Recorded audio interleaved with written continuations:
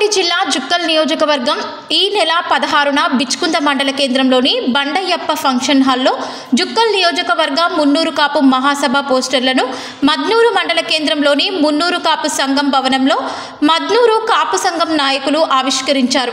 ఈ సందర్భంగా నాయకులు మాట్లాడుతూ మున్నూరు కాపు నియోజకవర్గం స్థాయి మహాసభ విజయవంతానికి మద్నూరు మండలం నుండి పెద్ద సంఖ్యలో మున్నూరు కాపులు హాజరై విజయవంతం చేయాలని కోరారు। ఈ కార్యక్రమంలో పలు మండలాల సంఘం ప్రతినిధులు పాకల విజయ్, నల్చర్ రాజు, డాక్టర్ బండి వార్ విజయ్, అస్పత్ వార్, వినోద్ హన్మండ్లు, అశోక్, సంతోష్ తదితరులు పాల్గొన్నారు।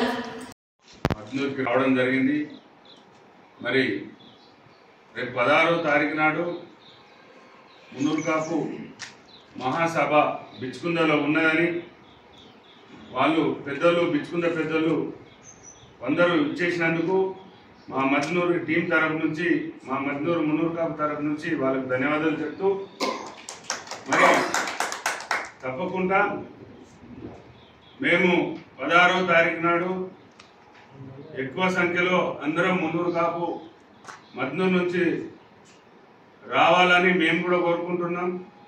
వచ్చేటట్టు కూడా చేస్తామని మీకు తెలియజేస్తున్నాం।